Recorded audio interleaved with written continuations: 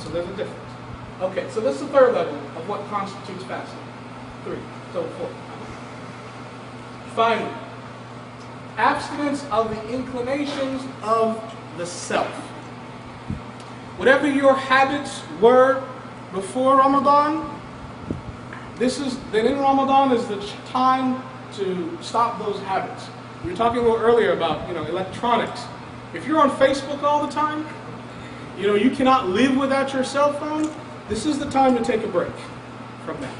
This is the time to sort of alter your normal routines and your normal habits and go into a form of retreat from those normal habits and routines that we are plagued with on a yearly basis. Now, the first level of this meaning is you should be mindful of your habits in terms of watching your temper and watching your speech. So the first priority is to control, although the fasting means you don't eat and drink and engage in sexual activity, fasting also means that just like you can withhold yourself from food and you can control those inner desires that relate to carnal activity, you should also be able to be in the habit of practicing withholding your desire when it comes to emotional activity. So that's also fasting.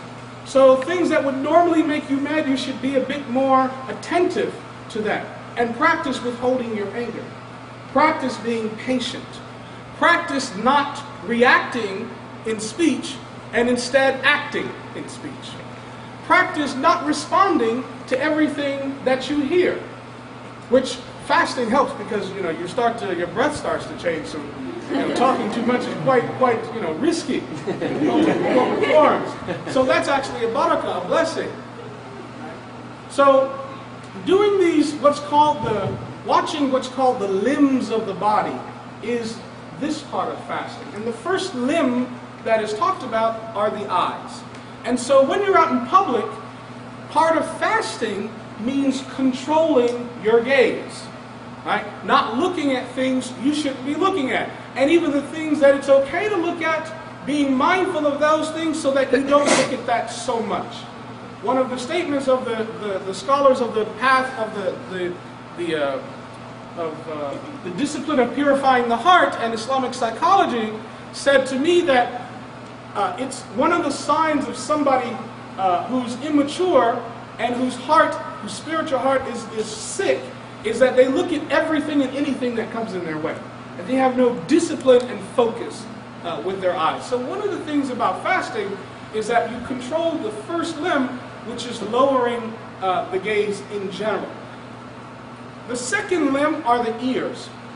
So if you listen to, for example, talk radio, you listen to a lot of chatter, music even, there's nothing, most scholars, my teachers, I'll put it like that, didn't see a prohibition against music, but they saw a prohibition against too much music. When music consumes you and you start to dislike listening to the Quran, then that's a different issue. So, but even though you'll find scholars and teachers that say music is okay, during Ramadan you should be mindful of that. And you should want to sort of decrease what goes into your ears and be mindful of that. At least with the eyes, if something comes in your path, you can shut your eyes or you can avert your glance. But your ears are not like that. You can't shut your ears. So you have to be even more attentive about what goes on in your ears because there is a direct path, spiritually, there's a direct path from the ear to the qalb, to the heart. So this is why we don't like to listen to lies and slander and cursing and hatred. This is why we don't listen to these things, because they affect the spiritual state of the heart. The third limb is the tongue. There's a fasting of the tongue that does not relate it to food or drink. The fasting of the tongue is, one, not talking too much. Two, definitely not speaking or bad words, cursing, for example. Lying, backbiting, gossiping, right? Spreading rumors, or especially false rumors. That's the fasting of the tongue. Then after that you have the fasting of the hands themselves, which actually has to do with consumption, what you take. So you should watch your spending habits when you fast Ramadan. You shouldn't be as quick to purchase things online, for example, unless you need them. Start to decrease your purchase habits, and at least during Ramadan, limit your purchasing to what you absolutely need, and those things that are, shall we say, amenities and embellishments in life, hold off on them at this time. Don't just quickly buy what, even if it's, you know, a candy bar, soda, or something like that. Have some discipline with purchasing. That's the fasting of the hands. Yes. I have a question. I have heard that in Ramadan it's okay to shop as much because you won't be held accountable on the day of the judgment. Oh, I love that. I don't know. Is that true? Is that cultural? Total consumption Islamic law. Yeah. That's one clarification of that. Actually, so remember, as I spoke a little bit earlier, there are degrees of fasting. So at the lower level is a person who just is concerned about staying away from food and drink and sexual intercourse. Right? That's the lowest level. Now I'm talking about a little higher level. I'm talking about for somebody who it's automatic, it's okay, they've been fasting 10, 20 years or 5 years or whatever. They've been doing that. They're cool with staying away from food and drink and intercourse.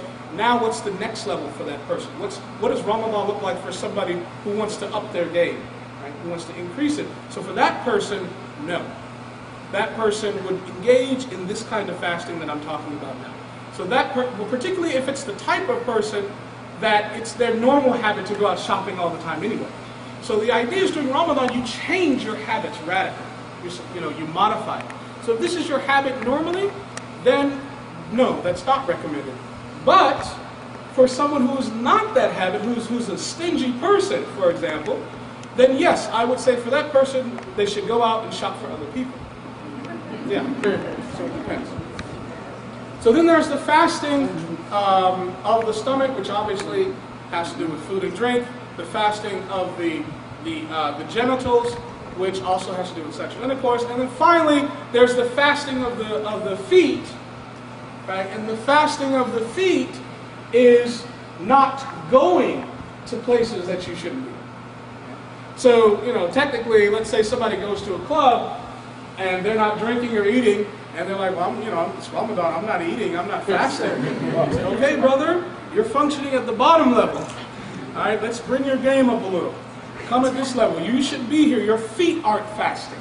Your feet have broken their fast. This is important. Why is this important? Because it's part of our theology in Islam that on the Day of Judgment, remember all of our acts are recorded, right? We just had we just commemorated the night journey of the Prophet Muhammad ﷺ last night, and I was giving a talk in the masjid. Who's there? I think you were there, right? One or two people were there. And one of the interesting things about this event was when the Prophet Muhammad ﷺ was ascending into the sky, and he passed certain levels in the heaven. After he passed Prophet Ibrahim alayhi salatu wasalam, he heard a bunch of pens writing. This is in the hadith. He heard a bunch of pens, just the scribbling of pens in the heavens. So our acts are recorded. And so one of the things on the Day of Judgment, as we are being asked about our deeds, this goes back to bringing into the mind that we are servants of Allah, we will be asked about our deeds. Allah Ta'ala will bring witnesses to testify on our behalf. He's not going to just take our testimony alone. Some of those witnesses will be things in creation. So for example, let's say I'm over here by this tree and I commit a sin right here. Let's say I cursed somebody or I lied, right? I'm here in this spot. So on the Day of Judgment, this tree here will testify against me. Allah Ta'ala will bring this tree, and this tree will say, yes, I was present, God. I was present, Allah, and I heard him say it. That's one witness. Another witness are your limbs. In the Quran it says that on that day the hands will speak, and so will the feet. So you want to prepare them to withhold their speech, okay? You want to teach them how to withhold their speech by withholding certain things from them as well.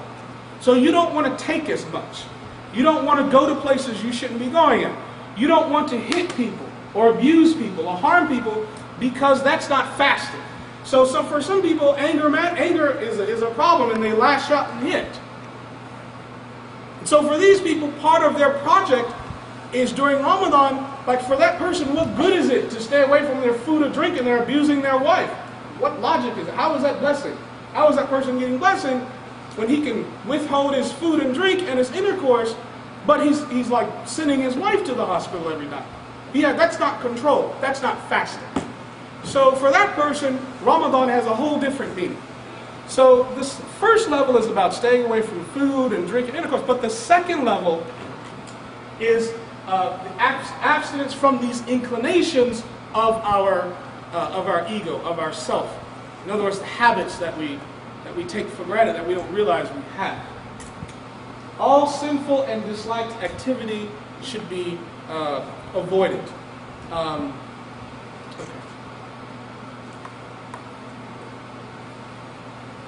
So, these are the things that break the spirit of the fast. Somebody goes to a club. Somebody hits or abuses somebody.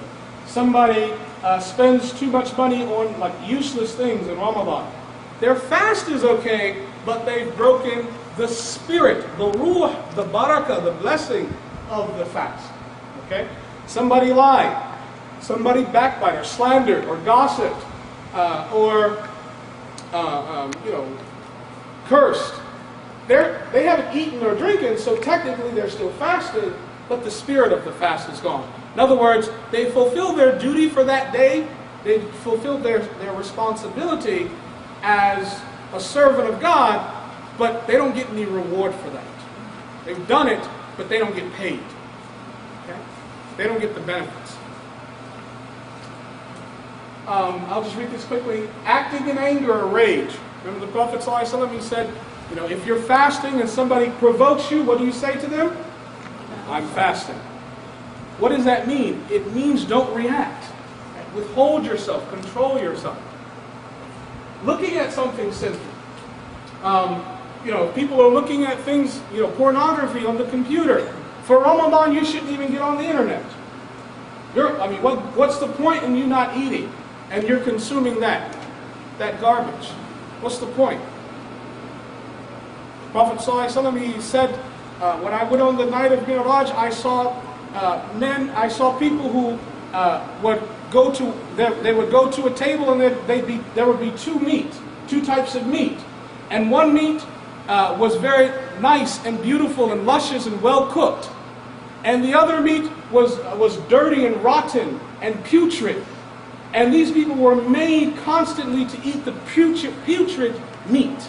Constantly, over and over. And he said, I asked you, O Gabriel, who are these people that are constantly forced to eat the putrid and rotten meat? He said, these are men in the world that have a lawful woman, but go to an unlawful woman. That's a hadith. That's very powerful. So, these things are very important. So, not looking at things we're not supposed to be looking at. The Prophet Muhammad said that the eyes can commit fornication. Like you look at somebody and you imagine certain things. He said, if you're with your wife and you're thinking about another woman, you've just committed spiritual fornication with that woman. So there's a more holistic perspective to fasting. Saying something haram, going to sinful places, talking and purchasing sinful things, and touching something haram or sinful. Go ahead.